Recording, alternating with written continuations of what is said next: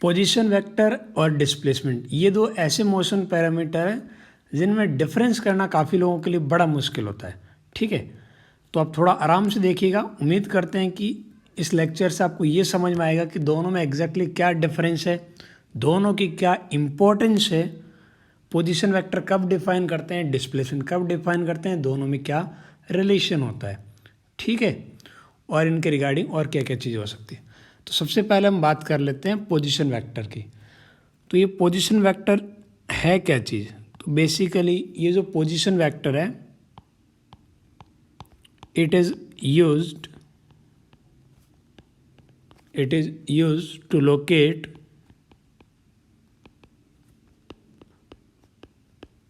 position of object or particle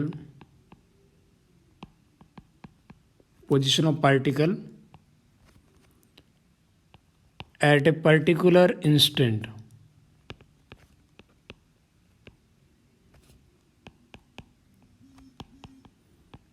ठीक है, तो ये जो हमारा पोजीशन वेक्टर है ये किसी पर्टिकुलर इंस्टेंट पे पार्टिकल की पोजीशन बताने के काम आएगा।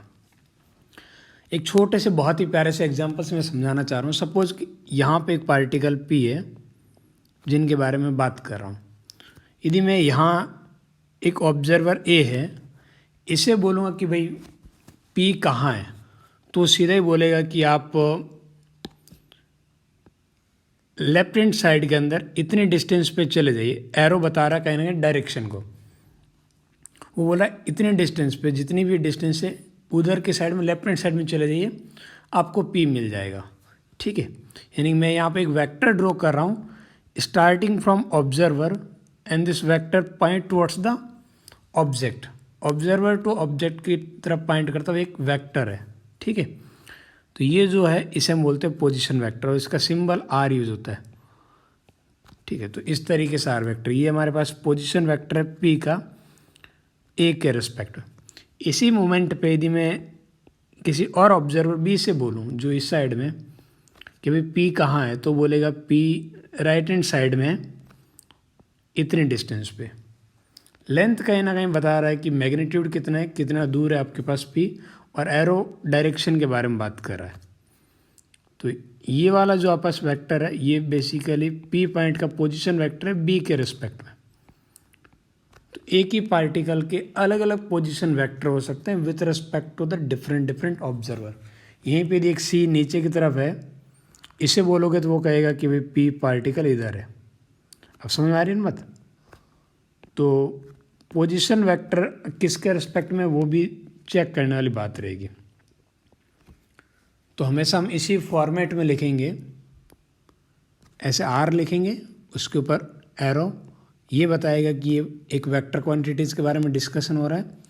पहला जो वर्ड यदि P आ रहा है तो मैं P के पोजीशन वेक्टर की बात कर रहा हूँ।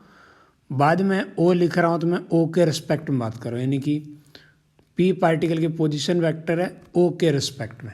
ठीक है, ऑब्जर्वर के रिस्पेक्ट में। तो इस तरीके से हम पोजीशन वेक्टर डिफाइन होते हैं। तो यहाँ पे मैं कुछ बातें और भी डिस्कस कर सकता हूँ। एक तो एकदम स्ट्रेट वे में आप बोल सकते हो कि जो हमारा पोजीशन वेक्टर होने वाला है it is a vector quantity. क्या है?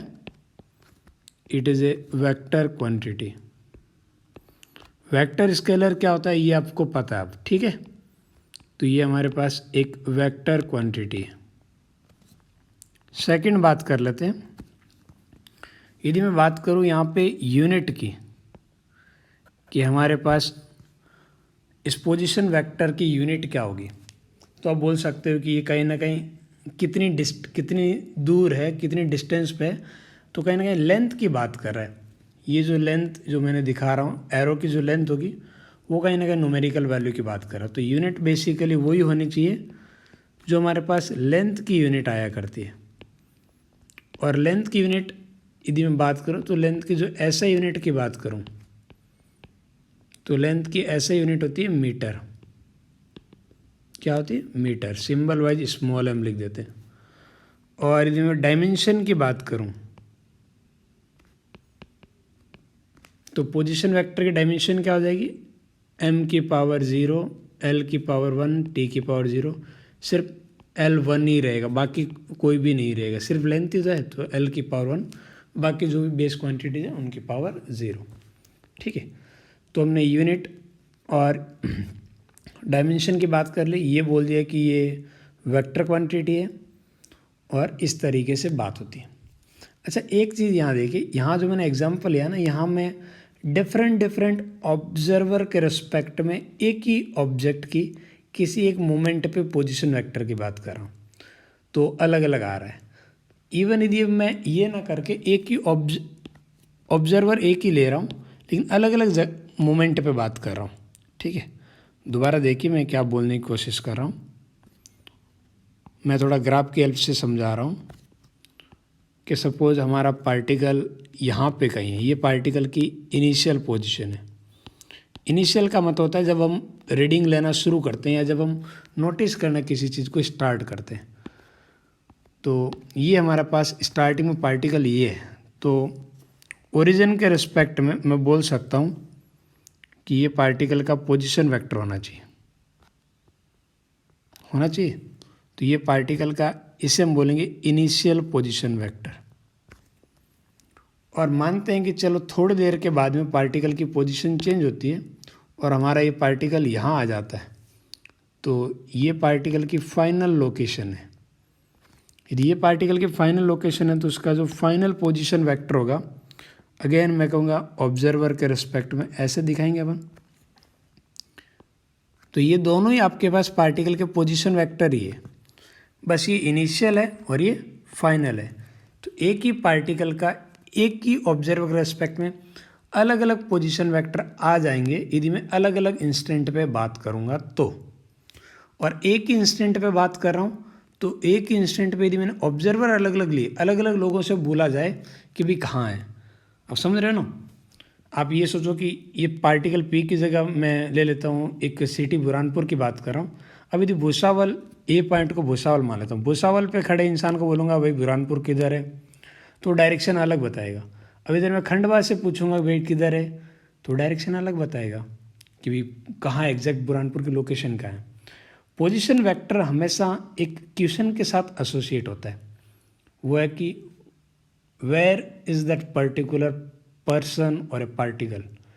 यदि आपको ये बताना है कि पर्टिकुलर ऑब्जेक्ट है कहाँ पे, तो उस पर्टिकुलर चीज़ का आंसर देने के लिए हमारे पास जो क्वांटिटीज़ होती है हम उसे बोलते हैं पोजीशन वेक्टर। बराबर है। अब हम नेक्स्ट आगे बात करते हैं। यहाँ तक उम्मीद करते हैं आपको समझ में आया कि इनिशियल, पोजीशन वेक्टर, फाइनल। अब एक बिल्कुल इसके रिलेवेंट एक और क्वांटिटी है जिसे हम बोलते हैं डिस्प्लेसमेंट। अब उसकी बात करते हैं, डिस्प्लेसमेंट क्या है, किसकी बात कर रहे हैं अब अपन, डिस्प्लेसमेंट की बात करें। और डिस्प्लेसमेंट बेसिकली होता है हमारे पास चेंज इन पोजीशन वेक्टर।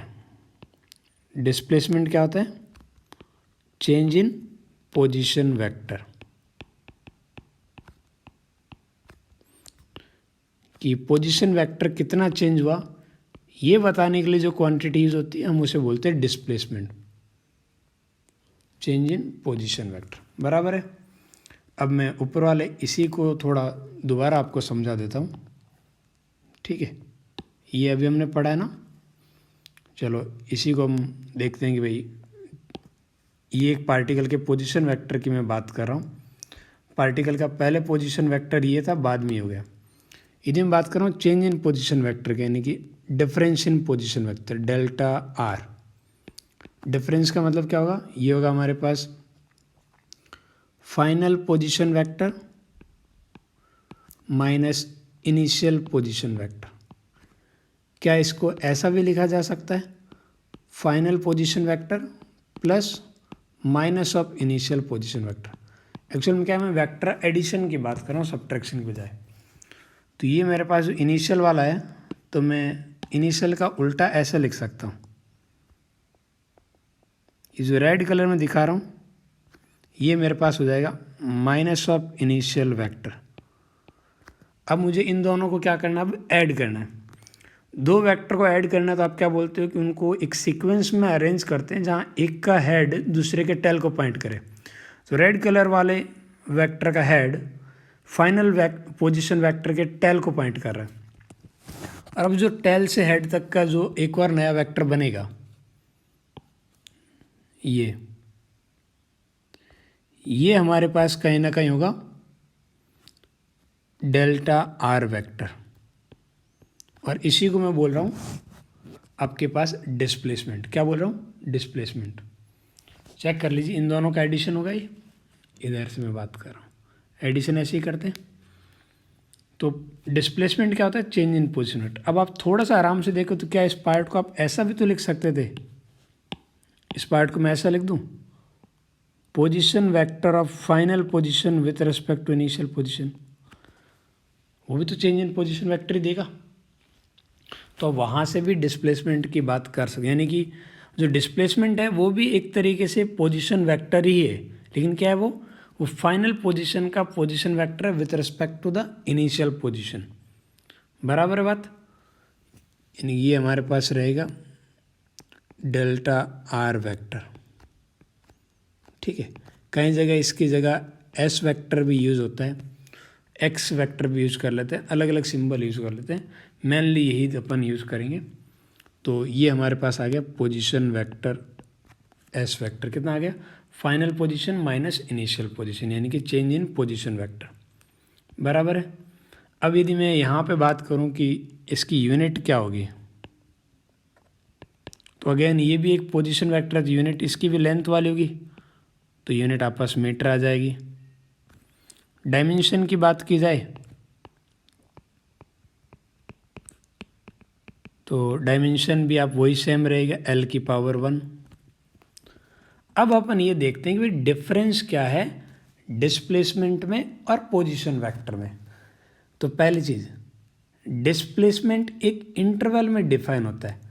ये सपोज किसी मोमेंट पे स्टार्टिंग में कोई टाइम था जब ये पोजीशन वेक्टर थी, और थोड़े टाइम के बाद में ये पोजीशन वेक्टर आएगी, तो एक ही पार्टिकल की दो अलग अलग मोमेंट पे जो पोजीशन है ना, उनमें जो डिफरेंस आया है, यानी कि इंटरवल के अंदर, टाइम इंटरवल के अंदर पार्टिकल कितना शिफ्ट हुआ और किस डायरेक्शन में शिफ्ट हुआ, ये इन्फॉर्मेशन देगा डिस्प्लेसमेंट। डिस्प्लेसमेंट हमें क्या इन्फॉर्मेशन देगा कि हमारा पार्टिकल या ऑब्जेक्ट किस डायरेक्शन में शिफ्ट हुआ और किस अमाउंट के साथ शिफ्ट हुआ।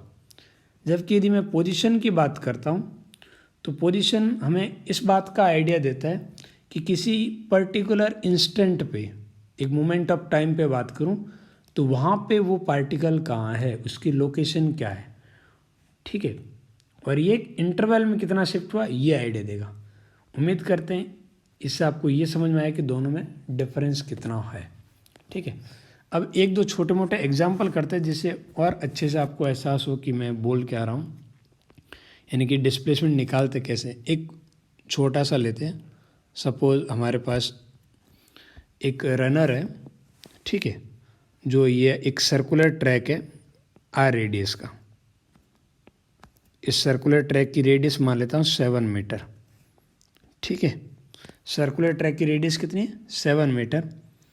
और यहाँ पे हमारे पास स्टार्टिंग में एक ऑब्जर्वर है P, और एक क्लॉकवाइज डायरेक्शन में इसके ऊपर चल रहा है, और मुझे ये बताना है कि इस ऑब्जर्वर, ये जो पर्सन है P, इसका डिस्प्लेसमेंट कितना होगा। डिस्प्लेसमेंट की बात कर रहा हूँ मैं, कब? जब वो आधा सर्कल पूरा करेगा, हाफ राउंड जब उसका पूरा हो जाएगा उस टाइम पे क्या होगा। सेकंड पार्ट में पूछ लेता हूँ कि जब वो आपके पास 1/4 सर्कल पूरा करेगा तब क्या होगा। ठीक है, और थर्ड पार्ट में बात कर लेता हूँ कि 3/4 राउंड जब पूरा करेगा तब उसका डिस्प्लेसमेंट कितना होगा। और एक और पार्ट बात कर लेते हैं, जब आपके पास एक कंप्लीट राउंड की बात कर रहे हैं, एक पूरा इस पर राउंड लगा देगा सर्कुलर ट्रैक पे, तब उसका डिस्प्लेसमेंट क्या होगा। तो मैं डिस्प्लेसमेंट के बारे में बात कर रहा हूँ। ठीक है, देखते हैं अभी डिस्प्लेसमेंट के बारे में क्या बोला था। इसे दो तरीके से, चेंज इन पोजीशन वेक्टर बोलूँ या बोलूँ कि final position of particle with respect to the initial position. तो जब आधे राउंड की बात करें तो ये पार्टिकल की इनिशियल पोजीशन है और आधे राउंड मतलब पार्टिकल बिल्कुल यहाँ आएगा।